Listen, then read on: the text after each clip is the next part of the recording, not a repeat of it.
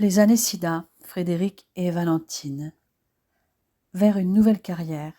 Septembre 1993. Au retour, les deux amoureux avaient retrouvé leurs services respectifs. Les effectifs étaient réduits, mais l'ambiance pour le couple était plus agréable du simple fait que Duchemin était en congé. Valentine n'aurait plus de contact avec lui puisque début septembre, elle allait rentrer à l'école des cadres. En outre, elle avait eu une réponse positive pour le financement de sa formation. Ils avaient sauvegardé quelques jours pour leur escapade à Vienne, la dernière semaine d'août, et avaient laissé les enfants à Véronique et Louis Thuillier. Ils avaient décollé de Roissy le mardi un peu avant 16 heures et étaient arrivés à l'aéroport de Vienne-Schwechat avant 18 heures. Ils avaient eu juste le temps de poser leurs valises cabine dans l'hôtel du centre-ville où ils avaient réservé, avant de dîner en tête-à-tête dans le restaurant de l'établissement, puis de profiter d'une nouvelle nuit de noces. Ils avaient commencé leur visite le lendemain, avec l'un des palais les plus importants de la ville, d'un point de vue historique, la Hofburg, le palais impérial de Vienne, devenu la résidence et le lieu de travail du président autrichien. La Hofburg s'étendait sur une vaste superficie, composée de cours, de places, de jardins, de bâtiments et de milliers de pièces. Ils explorèrent le musée Sissi, les appartements impériaux et la collection d'argenterie, ainsi que d'autres attractions connues comme le Weltmuseum, l'école d'équitation espagnole, la bibliothèque nationale autrichienne et la chapelle impériale. Après un déjeuner au Palmenhaus, dans une atmosphère chaleureuse et confortable, ils s'étaient rendus à la cathédrale Saint-Étienne, symbole de la ville et l'une des structures gothiques les plus importantes d'Autriche. Ils étaient ensuite rentrés à l'hôtel, car Valentine avait réservé des billets pour une représentation des Noces de Figaro à l'Opéra national de Vienne, l'un des plus importants du monde. Elle avait prévu les tenues adéquates pour eux deux. La jeune femme avait laissé son mari sans voix lorsqu'elle était apparue dans une robe fourreau noire avec un jeu de transparence dû à la dentelle du haut du corsage et des manches trois quarts. Un peigne orné de strass retenait son élégant chignon banane et des pendants également en strass ornaient ses oreilles délicates. Un châle en mousseline, des sandales noires à très hauts talons et une pochette de la même teinte et ornée de strass complétaient sa tenue. Une fois de plus, elle était sublime, et le couple parfaitement assorti avait fait tourner bien des têtes lorsqu'ils étaient arrivés dans le hall de l'hôtel puis à l'opéra. Pendant la représentation, Frédéric se laissa fréquemment distraire par le contact de la main de sa femme et son parfum. Il n'avait qu'une idée en tête, se retrouver dans leur chambre d'hôtel et lui enlever chaque pièce de vêtement une par une. Le lendemain matin avait été consacré au palais du Belvédère, en fait 2 palais distincts avec de vastes jardins. Ils s'étaient ensuite baladés au Prater et ne manquèrent pas de monter dans le Riesenrad, la grande roue emblématique de la ville. Le jeudi, Valentine emmena son mari à Laxenburg, à une demi-heure de Vienne, pour explorer les jardins du château et les zones boisées sauvages. Le parc abritait non seulement le château de Laxenburg, la deuxième retraite d'été la plus importante des Habsbourg, après le château de Schönbrunn, mais aussi d'anciens châteaux et palais royaux, des rotondes colorées et un magnifique lac où se montraient fréquemment des cygnes et des cerfs. Le parc comptait aussi près de 8 kilomètres de sentiers de randonnée. Le couple put jouir de toute cette nature et tombèrent sans avoir prémédité sur le château de Franzenburg, où l'empereur d'Autriche François-Joseph avait passé sa lune de miel avec sa femme Sissi. La vue sur le château se reflétant dans le lac était splendide. Pour leur dernier jour, ils firent une promenade dans le château et les jardins de Schönbrunn, autrefois résidence d'été des Habsbourg, qui leur donna un aperçu du passé et du mode de vie des impériaux. Ils firent une pause au Schönbrunner Schlosscafé pour ces authentiques gâteaux viennois et dont le coin salon en plein air leur permit d'avoir une vue sur le palais. Leur avion pour Paris décollait peu après 17 heures. Ils devaient absolument rentrer le vendredi, car le samedi 4 septembre, le personnel de réanimation chirurgicale n'avait pas laissé le choix à Valentine. Bien qu'elle ait déjà fait un pot de départ le lundi 26 août, ses agents avaient voulu qu'ils dînent tous ensemble le samedi. Natacha n'avait pas été étrangère à l'organisation de cette soirée.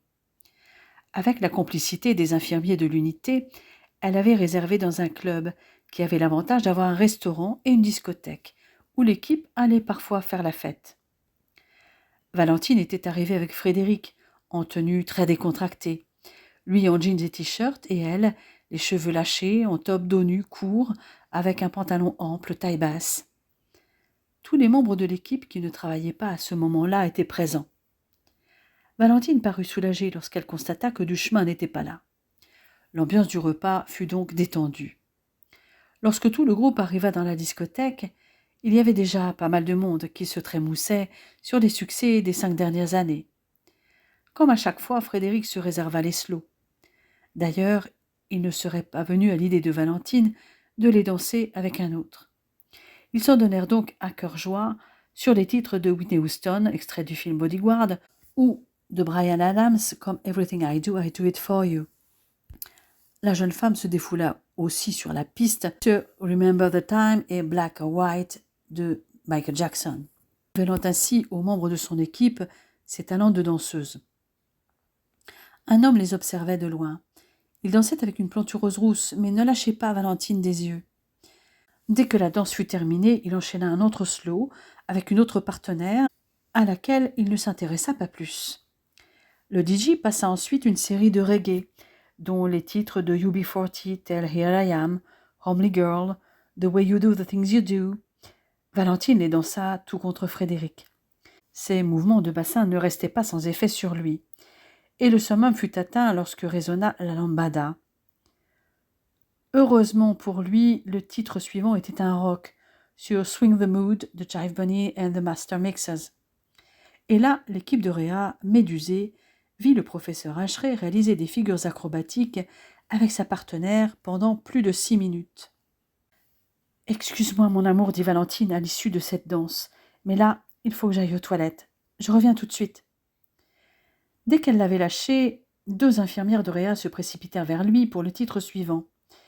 Il éclata de rire et leur proposa de danser avec elle, mais chacune leur tour.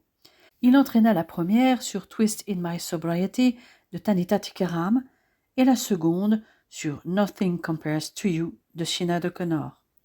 Le second titre se terminait quand Natacha lui fit un signe. « Val n'est pas avec toi ?»« Non, elle est partie aux toilettes. »« Depuis combien de temps ?»« Je ne sais pas trop, il y a eu 2 titres depuis peut-être 7, 8 minutes. Tu as l'air inquiète. » À juste titre, je crois avoir aperçu Duchemin tout à l'heure. Bon sang. Pas de panique, Fred. Je vais vers les toilettes femmes, toi occupe-toi de celles des hommes. Ce fut néanmoins en courant qu'ils partirent tous les 2 vers les toilettes.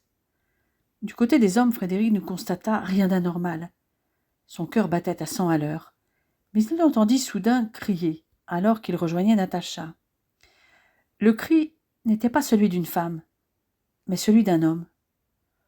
Au moment où il entra dans les toilettes des dames, la compagne d'Isabelle était plantée, médusée devant le spectacle. Valentine était debout près de la porte de la cabine du fond. Elle était un peu échevelée et essoufflée. Ses yeux lançaient des éclairs. En revanche, Duchemin, lui, était au sol en train de l'injurier. Il n'avait pas vu que 2 spectateurs étaient présents. « Salope, tu m'as au moins pété une côte, tu me le paieras. »« Je ne crois pas, non, » dit une voix féminine derrière lui. Frédéric s'était déjà précipité vers sa femme.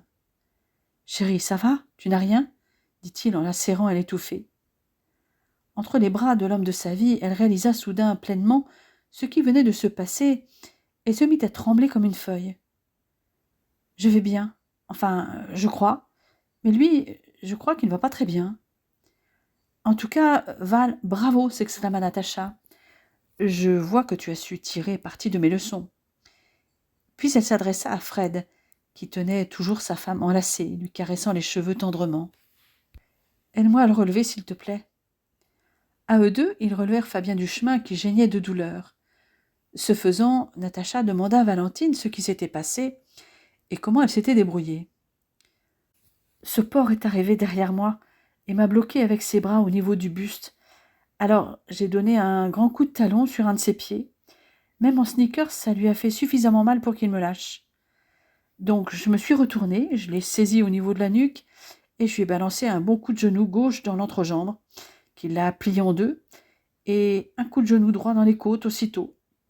Ce n'était peut-être pas dans les règles de l'art, mais c'est apparemment efficace. Natacha sourit à cette dernière remarque, avant de s'adresser à Duchemin qui grimaçait de douleur et respirait superficiellement. « Tu veux qu'on t'appelle une ambulance ? Laisse-moi regarder. »« Ne me touche pas, sale pute. »« Tu préfères peut-être un médecin ?» ajouta-t-elle sarcastique, sans relever l'injure. « J'en ai un sous la main, et même plusieurs dans la salle. »« Foutez-moi la paix, je vais me débrouiller. »« Hors de question, dit Frédéric. On ne sait jamais. »« J'imagine que tu n'es pas venu seul ? » ?»« Si, mais pas d'ambulance. Appelle-moi un taxi, ce sera plus discret. » Frédéric appela un taxi, accompagna Duchemin dehors et attendit avec lui, le dos appuyé au mur de la discothèque. « Voilà qui devrait te dissuader de harceler les femmes désormais, en tout cas au moins la mienne. Épargne-moi tes sarcasmes, Acheret. » Le taxi ne tarda pas, et Frédéric demanda au chauffeur d'emmener son passager aux urgences. Puis il rentra dans la discothèque. Il repéra rapidement Valentine et Natacha au bar. Il prit sa femme dans ses bras pour un long baiser. « Tu sais que j'ai eu peur, quand Nat m'a dit qu'elle avait aperçu Duchemin et que tu ne revenais pas. En tout cas, je sais désormais qu'on ne peut pas t'attaquer sans risquer des coups là où je pense. Je suis fière de toi, chérie, dit-il en lui soulevant le menton pour un nouveau baiser. Il va falloir que je sois vigilant et ne pas te surprendre, on ne sait jamais. Même si tu arrives derrière moi, tes gestes sont beaucoup plus tendres, et surtout, je sens tout de suite ton gel douche et ton après-rasage. » Il sourit et commanda un Perrier citron pour tenir compagnie aux deux femmes. Puis en entendant l'introduction de Send Me an Angel des Scorpions, il entraîna Valentine sur la piste pour un nouveau slow, étroitement enlacé. En revanche, il la surpris sur If You Don't Me By Now de Simply Red, qui lui évoqua tout de suite une valse au plus grand étonnement des danseurs sur la piste. Ils dansèrent une dernière danse sur Baby Can I Hold You Tonight de Tracy Chapman. « Si nous nous éclipsions discrètement, susurra Frédéric à l'oreille de sa femme. Bonne idée, nous serons mieux sous la couette. » Ils firent juste un petit signe à Natacha qui leur fit un clin d'œil entendu. L'année de Valentine, comme faisant fonction, avait été éprouvante au niveau personnel, à cause de Duchemin, mais au niveau professionnel, elle avait été fructueuse. Elle avait testé la fonction et avait confirmé ses capacités d'adaptation. Elle avait appris à changer d'identité professionnelle.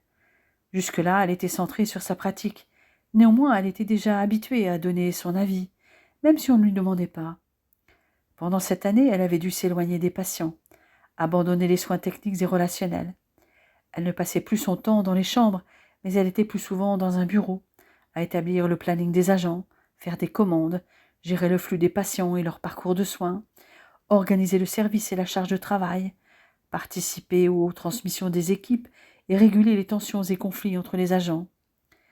Elle avait eu particulièrement à cœur la qualité et la sécurité des soins, tout comme son rôle d'interlocutrice avec les médecins, les patients, les familles, les partenaires extérieurs. Elle avait appris à faire sur le tas. Elle s'était plongée dans les lois, les textes et règlements qui régissaient le fonctionnement du système hospitalier et de santé, les aspects juridiques du droit du travail. Sa capacité à prendre du recul l'avait beaucoup aidée, et même si elle n'avait pas la légitimité d'une cadre diplômée, ses compétences avaient été reconnues par ses supérieurs, les médecins et surtout ses agents. Une autre différence était aussi la perte de salaire, puisqu'elle n'était plus soumise aux horaires atypiques des infirmières et n'avait donc plus de primes de week-end ou de nuit. Et n'étant pas encore cadre diplômée, elle ne bénéficiait pas non plus de la prime d'encadrement. Si elle s'était sentie mise à l'épreuve par ses supérieurs hiérarchiques pendant cette année, le stress et la pression avaient été gérables, beaucoup plus que le harcèlement de Duchemin. Elle avait rencontré la directrice des soins début juillet, avant l'entrée en formation cadre, pour évoquer les conditions de son retour après la formation. Une affectation en tant que cadre de santé dans le service de réanimation chirurgicale était envisageable, au vu de l'évaluation du cadre supérieur et de l'avis favorable du chef de service. Cependant, Valentine ne s'y projetait pas et dut en donner les raisons. Elle verrait en temps opportun en fonction des postes qui seraient libres à la fin de sa formation. Frédéric, quant à lui, espérait la récupérer en tant que cadre Et le chef de service des maladies infectieuses était d'accord avec lui. Mais Madame Morisseau était encore en poste et donnait pleinement satisfaction. Le jour de la rentrée à l'école des cadres était arrivé. Elle allait redevenir étudiante, ce qui signifiait adopter pendant quasiment 1 an une position de soumission envers les formateurs, enseignants et intervenants qui détenaient un pouvoir à travers les notes attribuées. Elle allait faire face, comme ses consoeurs et confrères de promotion, à une lourde charge de travail pour assimiler le maximum de connaissances et travailler d'arrache-pied pour réussir les évaluations avec de bonnes notes, ne serait-ce que pour se prouver à elle-même et à son entourage professionnel et familial qu'elle était capable d'y arriver. Ce lundi 6 septembre, elle avait effectué sa rentrée avant celle des enfants, qui rentraient le lendemain. Elle avait fait connaissance avec ses collègues étudiants cadres. Ils étaient une petite vingtaine, dont près de la moitié étaient issus du CHU, les autres venant du Havre, Dieppe, Lisieux, de petits établissements de la région ou plus rarement d'autres départements. Parmi eux, il n'y avait que 2 hommes. Valentine était la seule à n'avoir pas suivi la préparation au concours.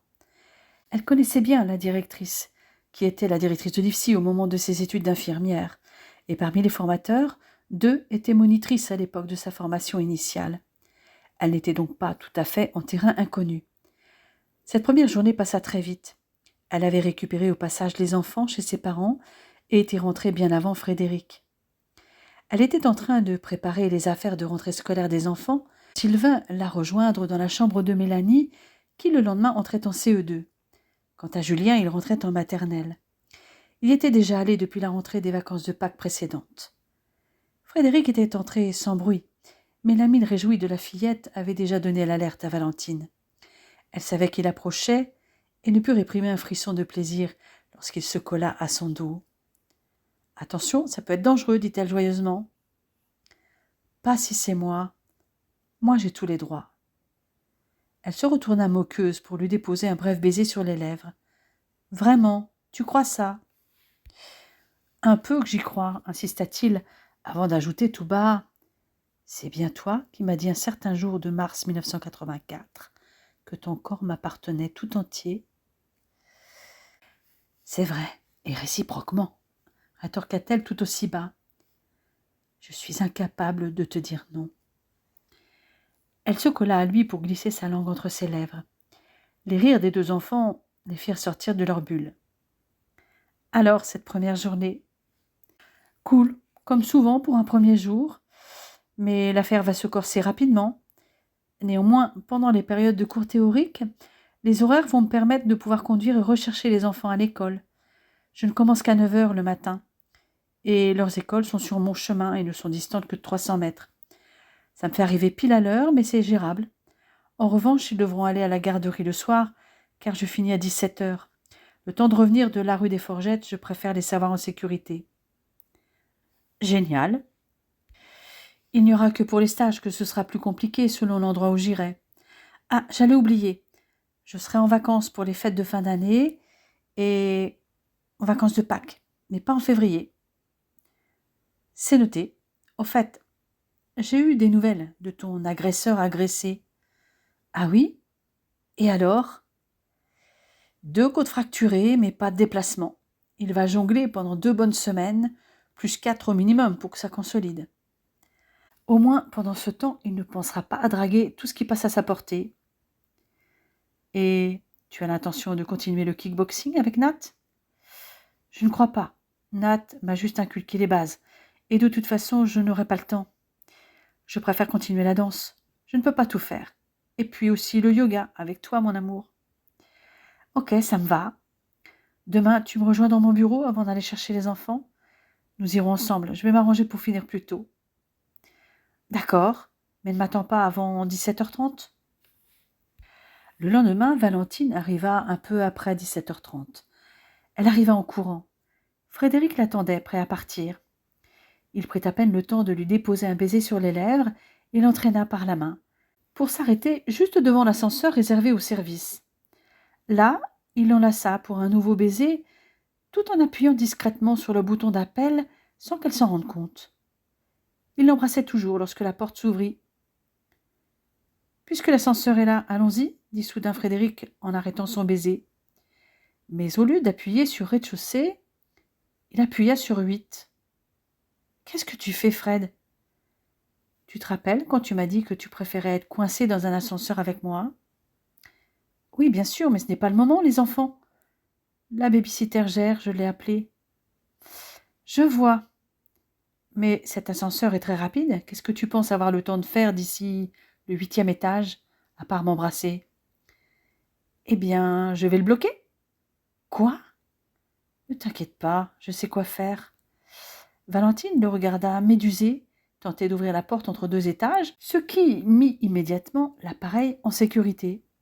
« Et voilà le travail. Maintenant, à nous deux, Madame Hacheret. »« Où en étions-nous déjà ? » ?»« Tu es complètement fou. »« Oui, de toi. » Il l'enlaça de nouveau pour un profond baiser, glissant sa langue dans sa bouche et cherchant la sienne. Les mains de Valentine se glissèrent sous sa chemise pour caresser son torse musclé. La bouche de Frédéric glissa alors jusqu'à la naissance de ses seins, après avoir déboutonné les 2 premiers boutons de son chemisier. Ses mains descendirent plus bas, soulevant la jupe de sa femme, tandis qu'elle ouvrait son pantalon. Leurs caresses se firent de plus en plus précises, intenses et profondes. Puis tout alla très vite. Les battements de leur cœur et leur souffle s'étaient accélérés. Leur désir montait crescendo. Elle s'agrippa à ses épaules et lorsqu'il la souleva, elle enroula ses jambes autour de son bassin. Ils ne se lâchèrent pas des yeux pendant l'amour. Le monde extérieur n'existait plus. Valentine dut se mordre la lèvre pour ne pas crier. Puis après l'orgasme, le calme revint. Leurs pulsations et leurs respirations devinrent plus régulières. Le moment avait été si intense que les jambes de la jeune femme faillirent se dérober lorsque ses pieds retouchèrent le sol. Frédéric la retint par la taille et chercha de nouveau sa bouche. « J'aimerais bien recommencer, dit-il en souriant. « Eh bien, je suis d'accord sur le principe, mais pas maintenant, et pas dans cet ascenseur, » répondit-elle en appuyant sur le bouton d'appel d'urgence. « Nos enfants nous attendent. » Une voix masculine répondit. Après un bref échange avec Frédéric, la voix indiqua que le service technique allait intervenir rapidement. « Dans combien de temps ? Demanda le médecin. « Une dizaine de minutes, professeur Hacheret. »« Entendu. » Frédéric se retourna vers Valentine. Il darda ses yeux océans sur elle. Il savait qu'elle ne résistait jamais à ce regard-là. « 10 minutes. Tu vois que nous pouvons recommencer, maintenant, dit-il en se plaquant de nouveau contre elle. Je t'aime. Moi plus. Ne prends tout de même pas l'habitude de bloquer les ascenseurs pour profiter de moi. Les services techniques finiraient par trouver ça très louche. Il y a plein d'autres endroits où nous pouvons le faire en dehors de notre lit. Je vais y réfléchir. Lorsque les techniciens vinrent les délivrer, ils avaient eu le temps de se rhabiller correctement. Mais ils étaient encore en train de s'embrasser. Les 2 agents ne furent pas dupes de ce qui avait pu se passer avant. Les yeux du professeur Hacheret et de sa femme étaient un peu trop brillants. Elle avait le teint rosé et tous 2 semblaient extrêmement détendus.